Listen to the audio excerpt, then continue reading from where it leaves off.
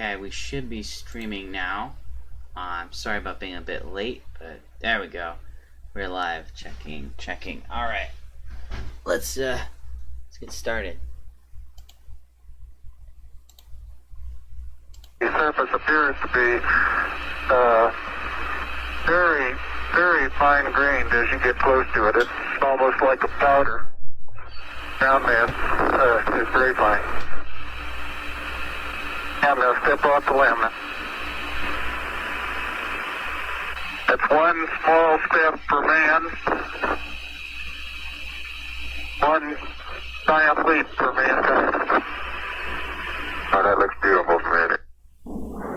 Project Mercury, America's first manned space program, lasted from 1958 to 1963. The Mercury 7, test pilots all, Scott Carpenter, Gordon Cooper, John Glenn, Gus Grissom, Wally Schirra, and Alan Shepard Jr. and Deke Slayton. Their task proved that man could fly into orbit around the Earth and return live and well to talk about it. Shepard was first in Freedom 7. His 15-minute suborbital hop on May 5, 1961, proved the United States was catching up with the Soviet Union. 3 weeks later, President Kennedy's call for a lunar landing. Should commit itself to achieving the goal before this decade is out of landing a man on the moon and returning him safely to the Earth. America was launched into a race with the Soviets to be the first on the moon. On February 20, 1962, John Glenn became the first American to orbit the Earth in Friendship 7.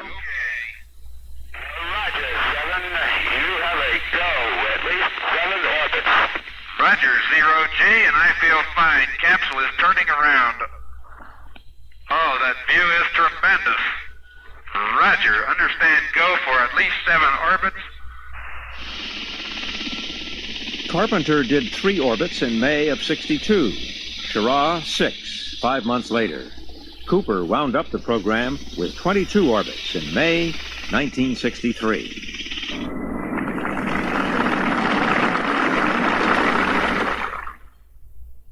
Gemini, the bridge to Apollo, used a more advanced vehicle carrying 2 crewmen.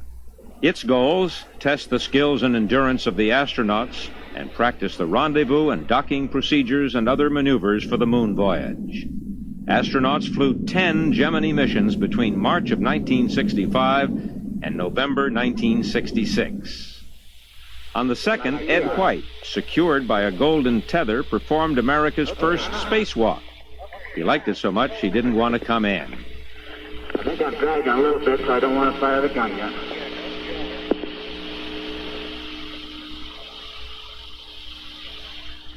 Okay, I put a little roll in, took it right out.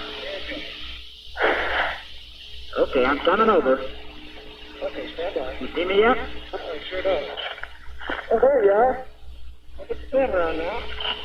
Okay. This is you're right in front, Ed. You look beautiful.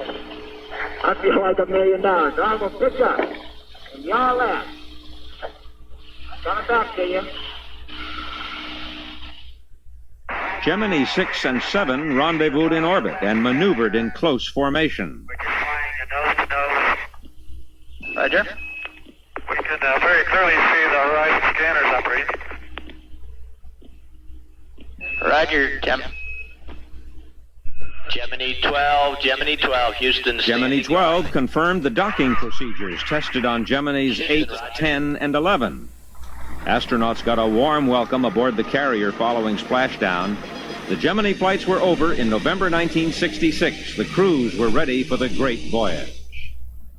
But before it could begin, tragedy intervened. Astronauts Gus Grissom, Ed White, and Roger Chaffee, assigned to the first Apollo mission, perished when fire engulfed the interior of their spacecraft during a launch rehearsal on January 27, 1967. 16 months later, a Saturn 1B rocket launched Apollo 7 into Earth orbit. Astronauts practiced rendezvous and simulated docking procedures as millions watched their live TV pictures of the Earth from orbit.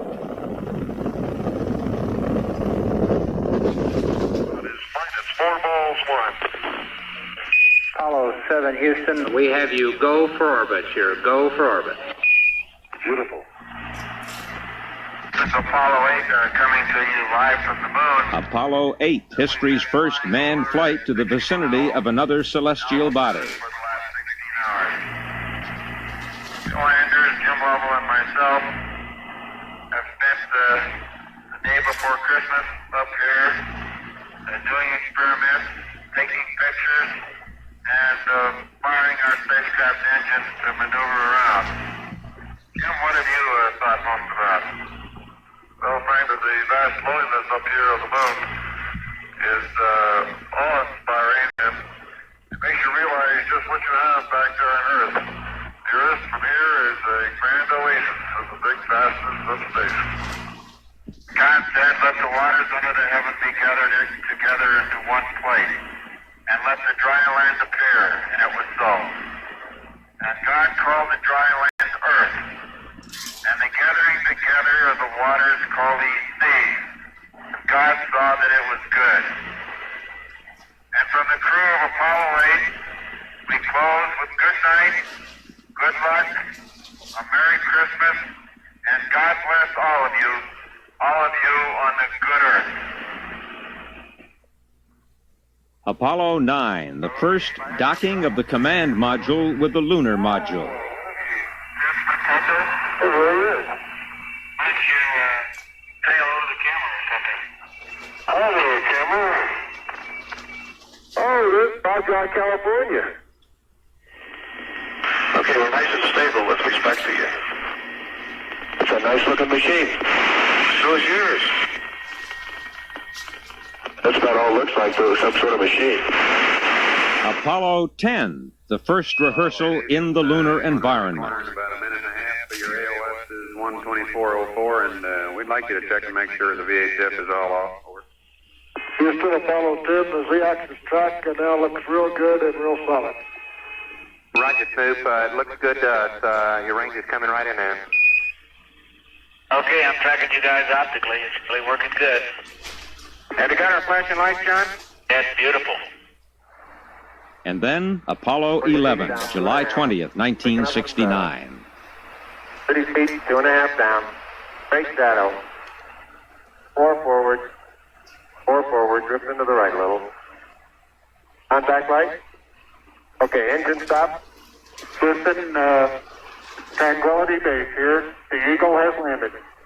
Roger, Tranquility. We copy you on the ground. You got a bunch of guys about to turn blue. We're breathing again. Thanks a lot.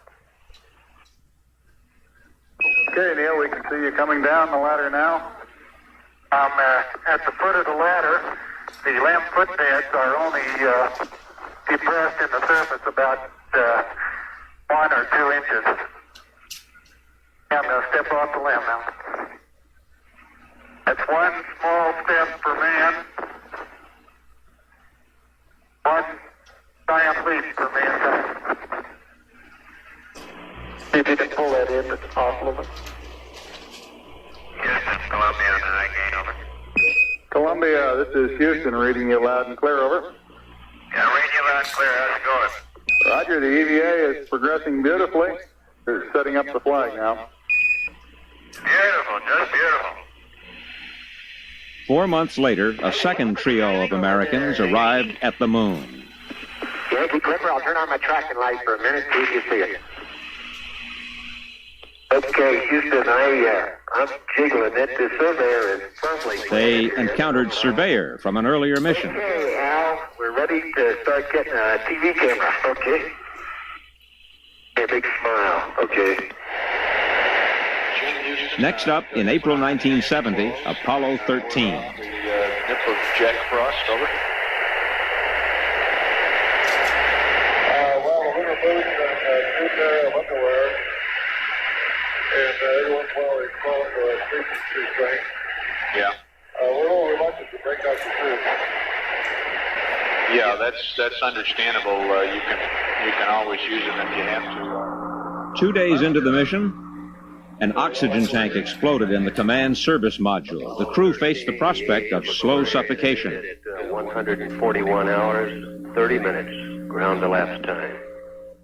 right by the high gate antenna. The whole panel is blown out, almost from the base to the engine. But using the reserves of oxygen in the lunar module, and with that module as their lifeboat, they were able to return safely to Earth.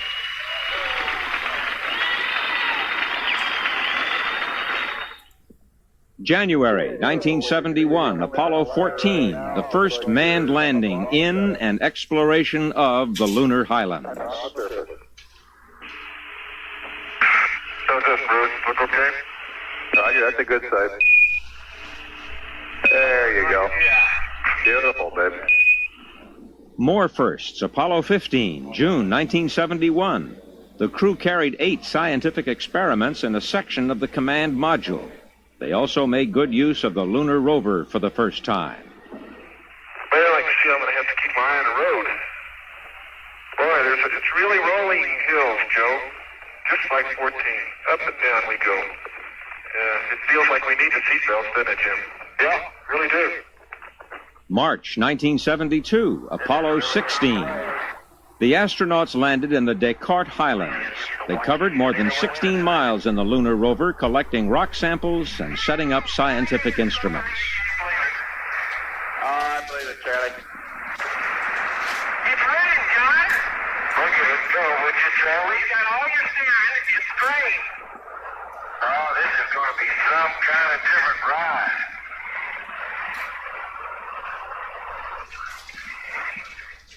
Well, Tony, that's your half rock right there. Very good. Get too near the edge of that thing, it falls off. Look over at your right. It falls off pretty good. Yeah, I know.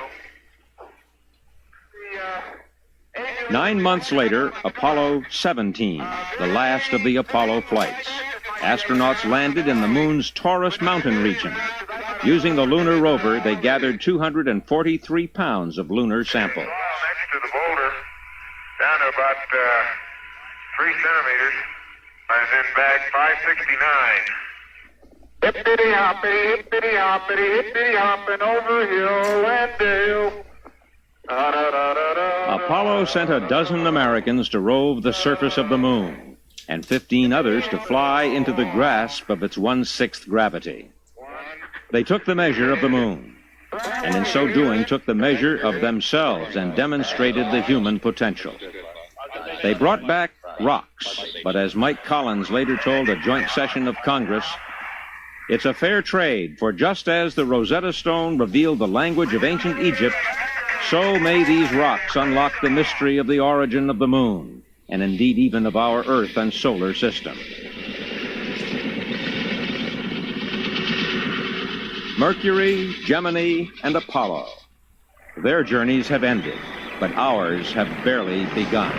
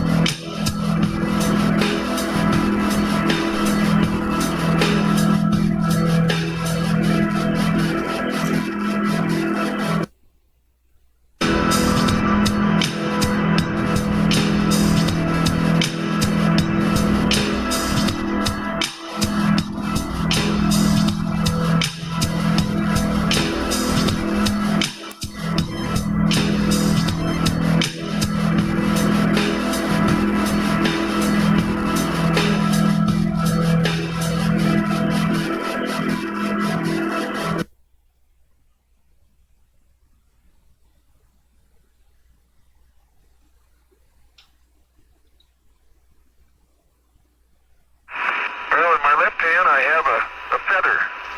In my right hand a hammer. And I guess one of the reasons we got here today was because of a gentleman named Galileo a long time ago who made a rather significant discovery about falling objects in gravity fields. And we thought that where would be a better place to confirm his findings than on the moon. And so we thought we'd try it here for you. The feather happens to be appropriately a falcon feather for our falcon. And I'll drop the two of them here, and hopefully they'll hit the ground at the same time. How about that? Proves that Mr. Galileo was correct in his findings.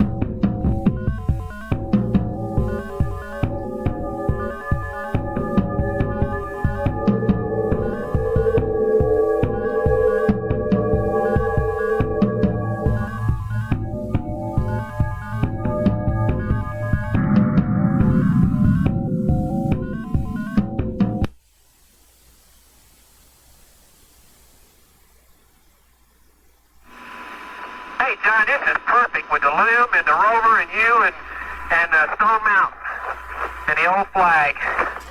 Come on out here and give me a salute. Big Navy salute. Off the ground, before. There we go. Good.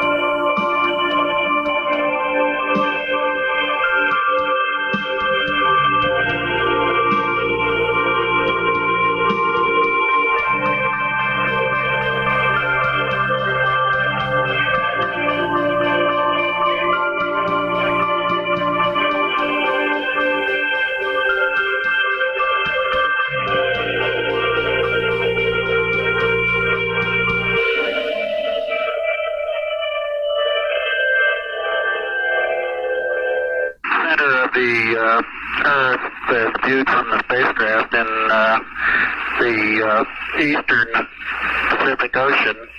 We have not been able to visually pick up the Hawaiian island chain, but we can clearly see the western coast of North America, the United States, the San Joaquin Valley, the High Sierras, Baja California, and Mexico down as far as Acapulco and the Yucatan Peninsula, and you can see on through Central America to the northern coast of South America, Venezuela, and Colombia. I'm not sure you'll be able to see all that on your screens down there.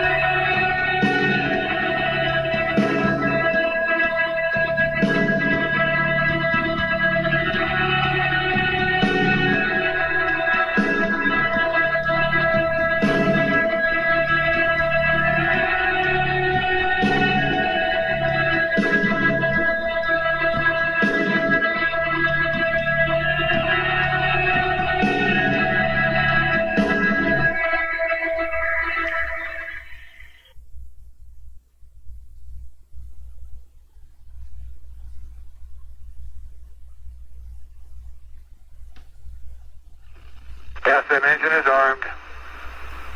6, 5, 4, 3, 2, 1, 0. This is the other ignition. What a liftoff. And liftoff. Roger, ignition. Boost. Switch over. 10 seconds. Roger. Hey, baby. Switch over is good.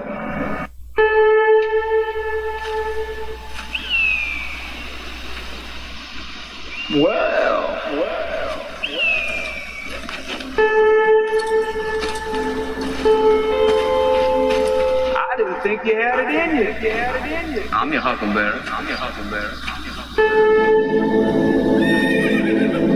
Why, Johnny Ringo. Looks like somebody just walked over your brain. I'm with you, I beg to differ, sir. We started the game, we never got to finish. Played for blood, remember? I was just fooling around. I wasn't.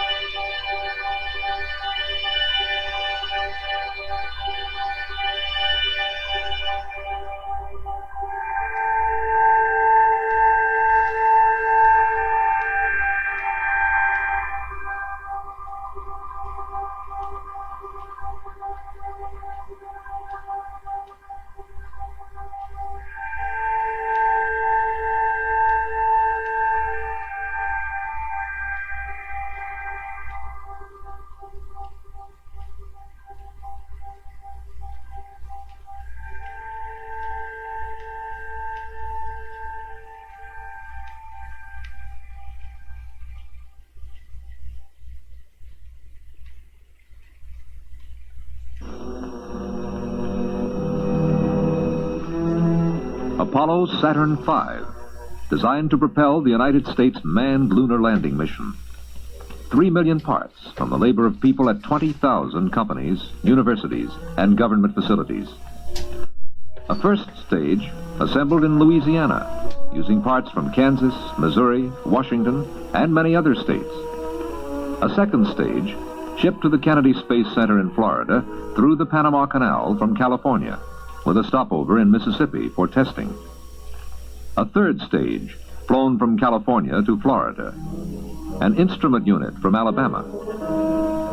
The spacecraft came from factories in Oklahoma, New York, and California, and electronic systems came from such widely separated sources as Massachusetts and Wisconsin. Major equipment to prepare, test, launch, guide, track, and recover the spacecraft are the products of Minnesota, New Jersey, Pennsylvania, Arizona, Ohio, Tennessee, and other states.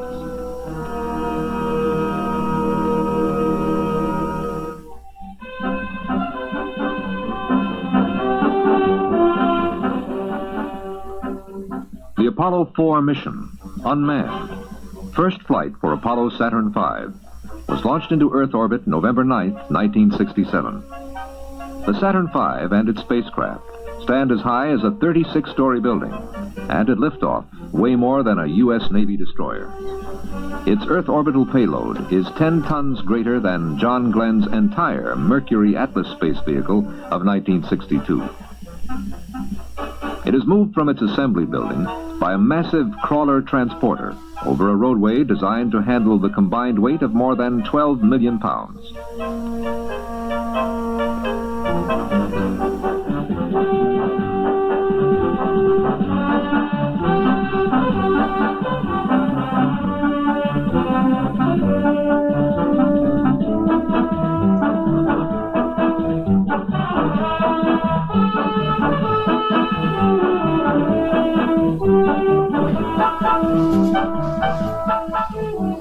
It is watched over in minute detail by an extraordinarily complex array of facilities.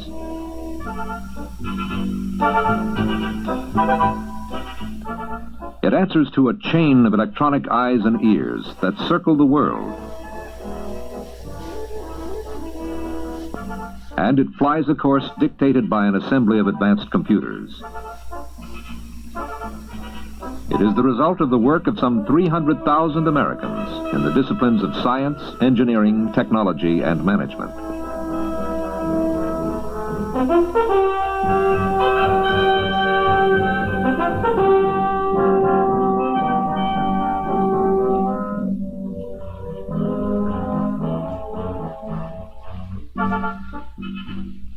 The entire space vehicle was to be launched in the first mission, rather than follow the step-by-step approach of earlier programs.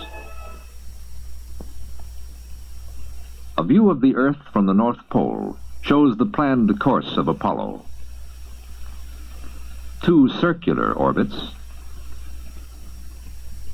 and 1 elliptical orbit.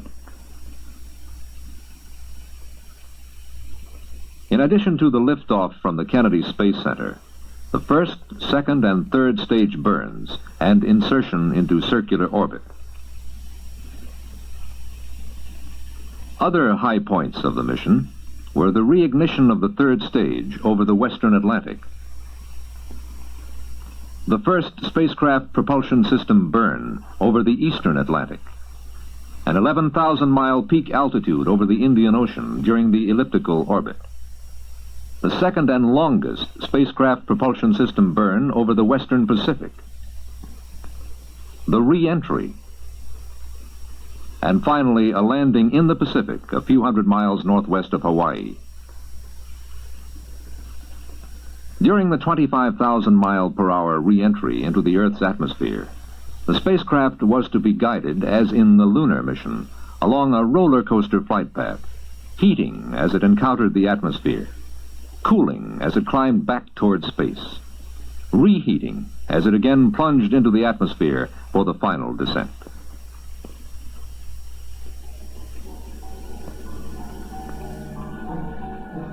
Countdown for the launch started at the Kennedy Space Center at 6 a.m., November 7th, 1967, with liftoff scheduled for precisely 49 hours later. Inexorably, launch operations moved forward. Minor problems were encountered, but readily solved. Apollo 4 was tested more persistently than any previous American space vehicle. There were no indications of systems malfunctions. The countdown delays, so familiar in the early missions of previous programs, did not occur.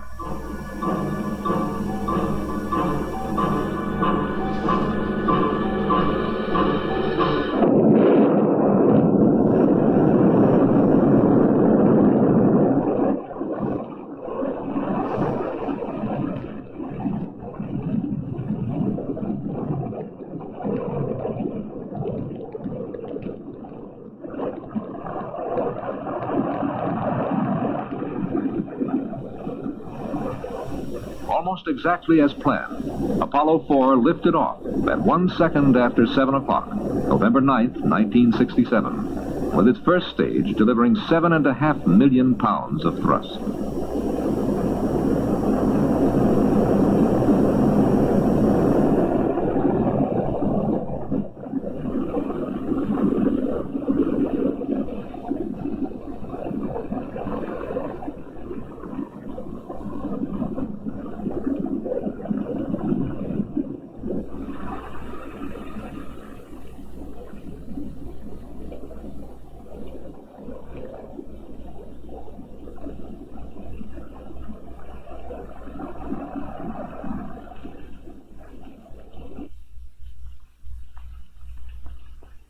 Two minutes and 32 seconds later, as scheduled, the first stage burned out and separated, having consumed 4.5 million pounds of fuel. The separation and second stage ignition were also recorded by cameras carried on board the vehicle, 40 miles above the Earth.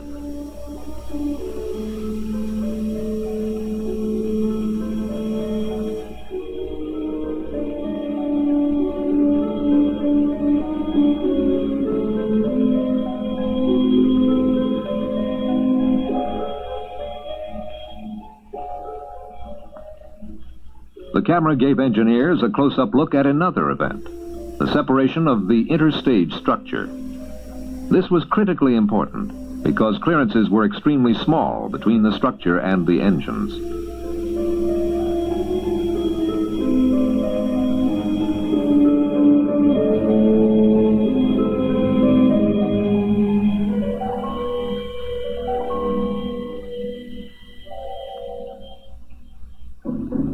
Shown in animation, the second stage performed perfectly for more than 6 minutes. A source of major developmental problems, the stage propelled Apollo 4 to an altitude of more than 100 miles.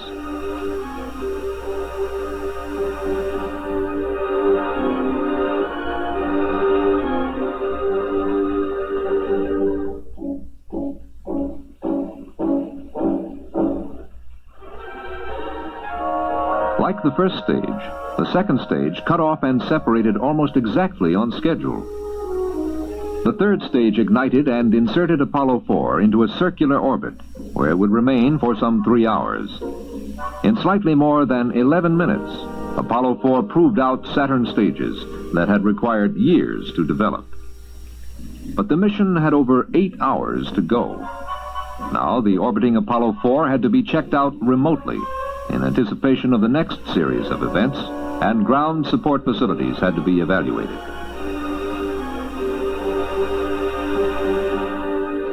Flight controllers had to prepare the third stage for its first reignition in space, a capability which must be proved for the Apollo lunar mission.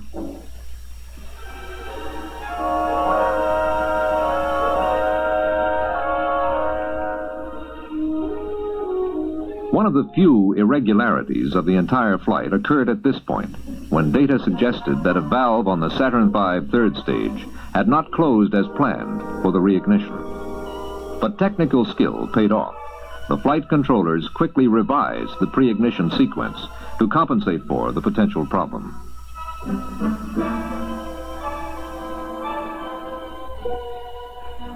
The third stage was fired as scheduled, propelling Apollo 4 into its elliptical orbit.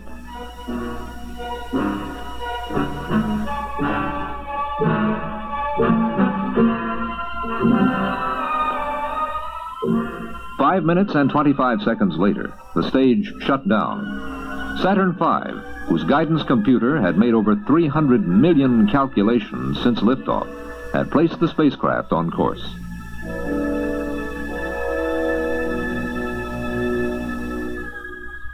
The third stage and a test model of the spacecraft lunar module fell away.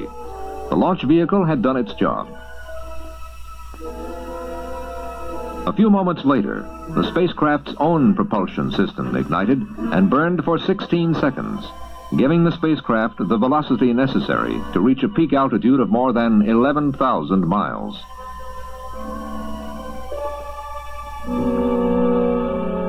The spacecraft was oriented so that its heat shield was shaded from the sun, soaking in a temperature 150 to 200 degrees below zero. The contrast between this cold temperature and the extremely high temperatures of re-entry would put the heat shield to an especially severe test. As Apollo 4 climbed, a camera pointing out the spacecraft window photographed part of what a future Apollo command pilot will see of our planet. These photographs were selected from a series shot every 11.4 seconds during a 2-hour, 12-minute period as the Earth passed in front of the spacecraft window.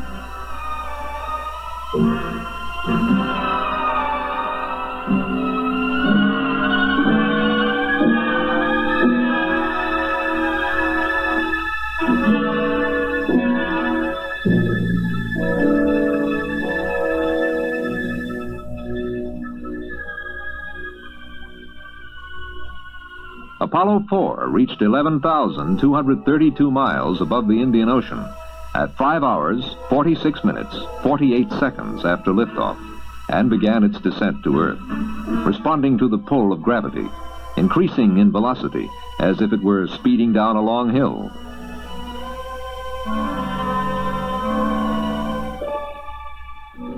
Some 2 hours, 20 minutes later, the spacecraft propulsion system again ignited, burning this time for 4.5 minutes. This burn accelerated the spacecraft toward a re-entry into the atmosphere at 25,000 miles per hour, the speed anticipated for the re-entry of the Apollo lunar mission. The command module, which would contain the flight crew in a manned mission, was separated, then oriented with its heat shield forward.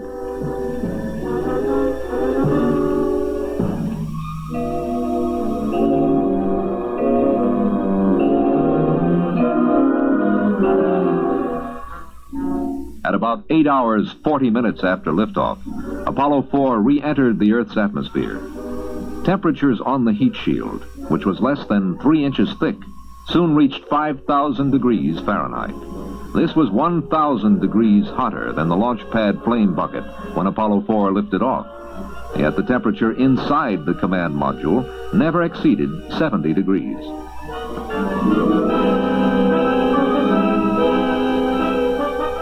Could we have seen the actual command module on its path toward Earth, it would have resembled a meteorite from space.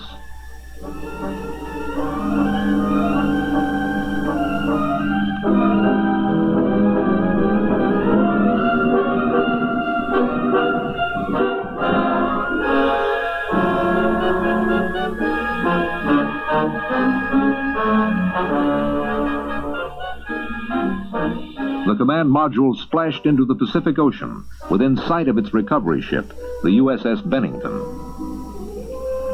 Although charred, the 5.5-ton command module, like the entire 3,000-ton Apollo Saturn V, had passed the test. Further, the chain of ground facilities and the launch and flight teams had shown themselves equal to the task.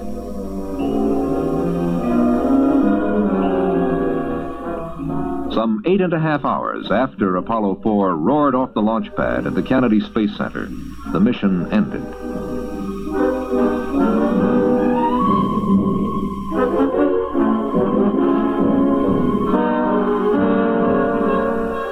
The road to the moon is a long and difficult one, and the flight of Apollo 4 is a successful beginning.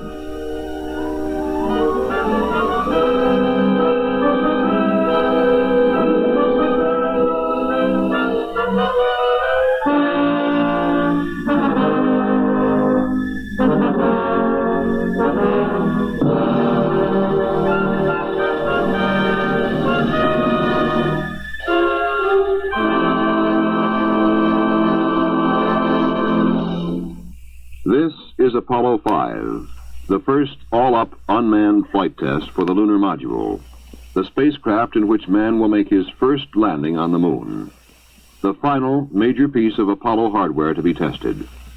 Now the lunar module, dubbed LM-1, sits in its protective technological cocoon atop the tested and proven Saturn 1B launch vehicle, waiting for the boost into the environment for which it was designed, space.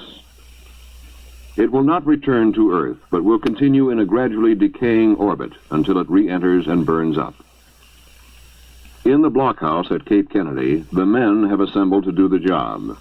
From Marshall Space Flight Center, from the Kennedy Space Center, and from the Manned Spacecraft Center, they have come to get the mission into orbit. That's affirmative. RTC, will use Site Select, Guido, GNC, and ECOM to Mila. In Mission Control in Houston, flight controllers wait to take over command of the mission as soon as it lifts off the pad. Among these men are 4 who watch with special interest. Astronauts Jim McDivitt and Rusty Schweikert, who are scheduled to fly the first manned lunar module. And in a support room next to the control room, astronauts Frank Borman and Bill Anders, who will fly the lunar module on its rehearsal of the first manned lunar mission. Go flight. GNC. Go flight. Procedures. Go flight. AFD. Go. Network. Go flight. Computer soup. Go flight. RTC, you're on AFD conference. RTC's on the FD conference. Roger. Best of luck. Number 2 is go. Okay, go ahead and reload. All flight controllers preconditioned for attachment 2 of the internal count. So men wait in tracking stations around the world for the flight of lunar module number 1.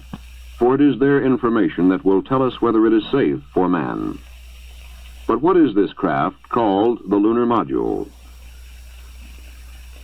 LM is a vehicle that has been designed for a particular job, and that job is to land on the lunar surface. It doesn't look like an airplane or a spacecraft in the old sense. It's not smooth.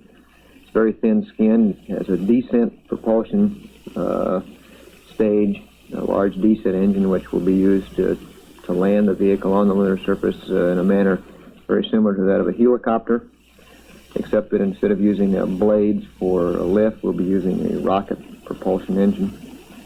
And the upper stage, the cabin and ascent engine stage, will be used to lift off from the lunar surface and make the subsequent rendezvous with the command and service module. So the LM is really the taxi that provides the transportation between the orbiting command module and the lunar surface. The lunar module is a unique engineering concept. Designed and built on Earth, it is out of place on its native planet. The airless surface of the moon, the empty reaches of space, this is where it belongs. The comfortable pull of Earth's gravity, the protective, life-giving atmosphere, these, to the lunar module, nicknamed LEM, are the hostile elements. Its engines cannot lift its own weight against the pull of the Earth. If it could fly on Earth, the aerodynamic forces of the atmosphere would tear it apart. So how do you test the lunar module before it flies in space? You test its engines in the man-made vacuum of an engine test stand. Its operating systems in gigantic vacuum chambers. You tumble it on stands in engineering laboratories. But the real test is when it flies. Roger, I am in flight control. Final status check, booster. Go. Retro. Go. Fido. Go. Guidance. Go. Econ. Go. While the primary instructions for the mission are carried on board the LEM, the men on Earth in mission control can take over and fly it if necessary. But why all these elaborate precautions and details in an unmanned flight? Unmanned LEM-1 mission is one of the key missions in the entire lunar landing program. You must remember that the LEM is every bit as important as a spacecraft as the command module, the Gemini, or the Mercury was, and this is the first flight of the vehicle. Naturally, we'll all be looking at it with very, very keen interest. Flight CVTS Flag 2, verify your go for launch. Roger, we are go for launch. Okay, all flight controllers, let's play it cool. Launch sequence start. 14, 13, 12, 11, 10, 9, 8, 7, 6, 5, 4, 3, ignition. Ignition detected.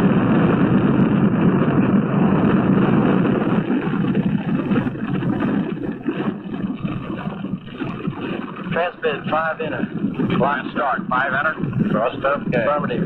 Program 11. Okay, TLK P11. Roll pitch start. Roll and pitch. Go on IP. Go IP.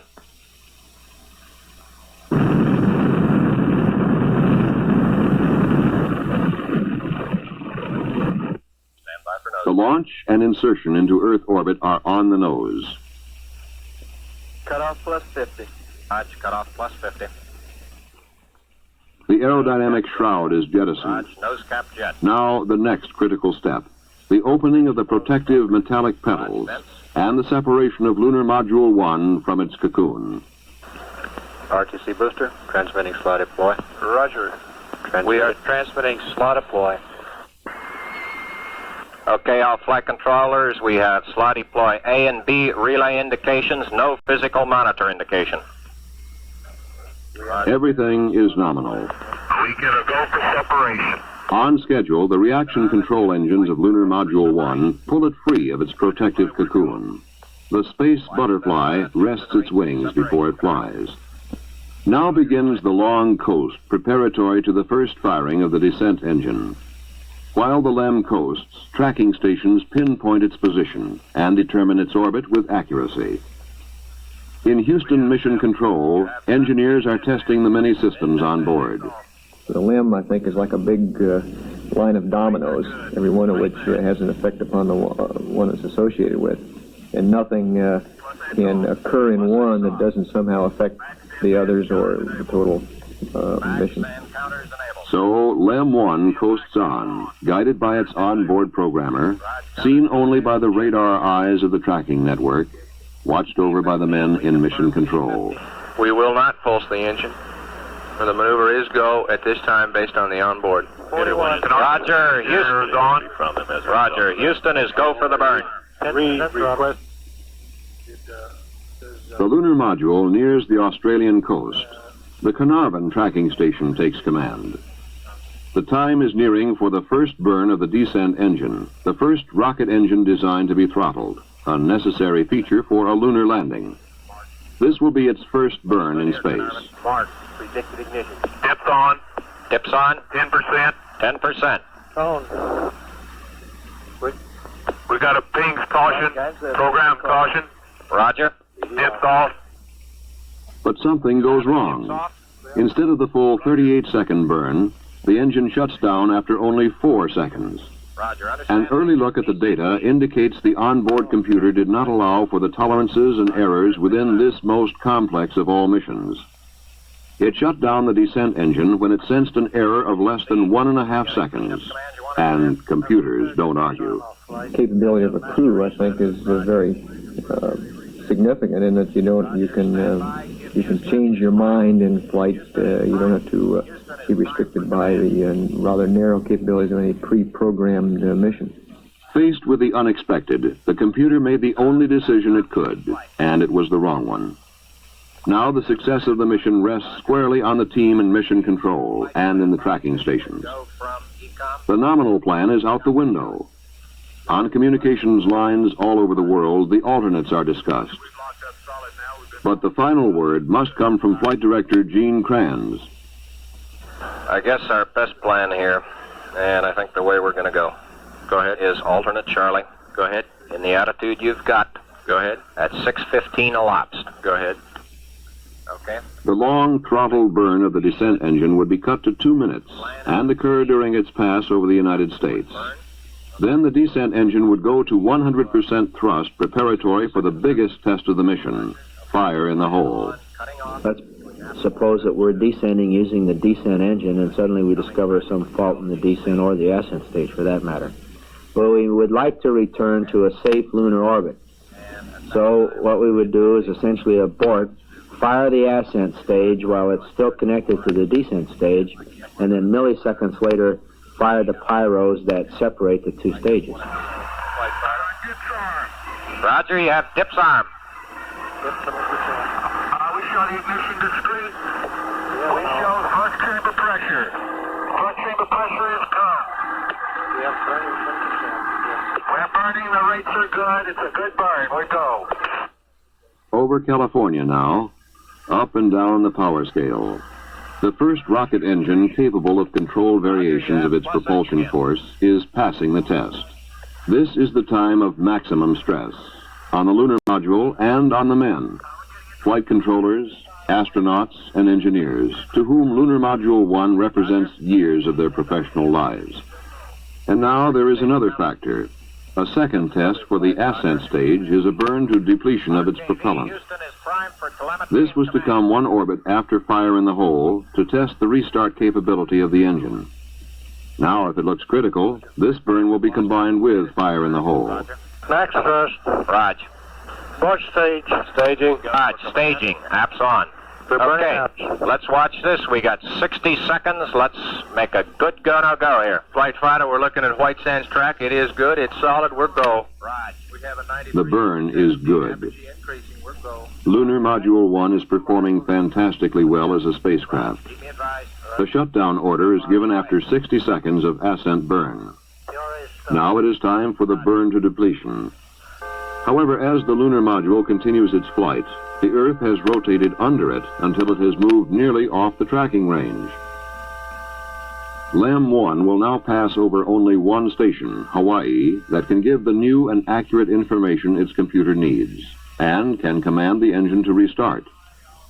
It looks like on the coming pass, Hawaii will send the update, and on the next, send the command signal. But now another problem crops up. Flight, we're going to run out of RCS and B here the way we're going. Okay, Jack, let's stay cool. Because of the new mode of flight, the Attitude rockets are running low on propellant. It looks as though these small but critical engines may not last for 2 more orbits. But an update of orbit information shows that Lunar Module 1 will just pass within range of the Carnarvon station, whose range has been extended by the addition of the tracking ship Coastal Sentry Quebec, CSQ. Flight Director Kranz makes his decision. Update at Carnarvon and fire at Hawaii. It's go for the burn. Guidance from flight, we're having a lot of dropouts. Roger, flight. ECOM, let him know when he's clear to command again. Go. But the pass over Carnarvon is too short. The full update does not get to the lunar module, including an instruction that would have drained some of the propellant from the ascent engine tanks into the tanks of the Attitude rockets. Without this propellant, it is doubtful if the final ascent burn can be ignited. Now it gets tight. Tank pressure is just enough. It has to be this orbit. The flight team is under the gun. Kranz's plan is time critical. The rest of the information will be sent up early during the Hawaii pass. After a quick guidance check, the ascent propulsion system will be fired. The signal to ignite the engine is PRA-5. Do you have clock and compare pulses? That's negative, flight. We got a spacecraft reject on that. We don't show any clock compare pulses, flight. Retransmit. Guidance execute PRA start. It's go. The burn works. And at shutdown, it holds. All systems are still operating as expected, beyond what was expected. It's been a tremendous test of the engine, and that's what it was all about. Do you want me to stand by here? Negative, you've done it all, and good work, Gary. Beautiful job. Throughout the flight of Apollo 5, the lunar module had performed magnificently. All systems operated either as predicted or far exceeded the predictions. The inability of an onboard computer to cope with a programming error was overcome by the infinitely more flexible mind of man. Hundreds of additional commands sent from Earth put the lunar module through a demanding real-time test.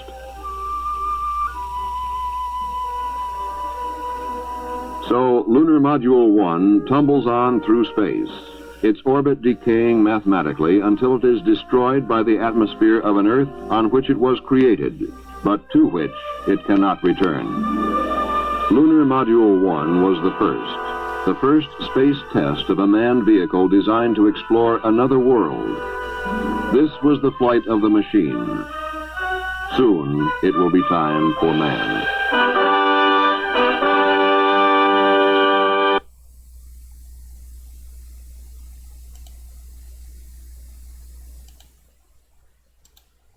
Yeah, that's the end of it. Alright. See if I can send you off to someone here. Yeah. Iron Mouse is too big. You know what? Yeah. Aw, darn it. Never mind. Oh, let me try one more.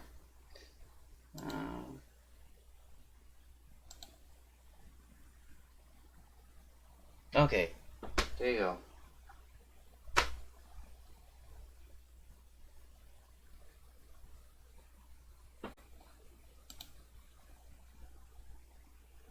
Alright, there we go. Let's take care of that. Good night.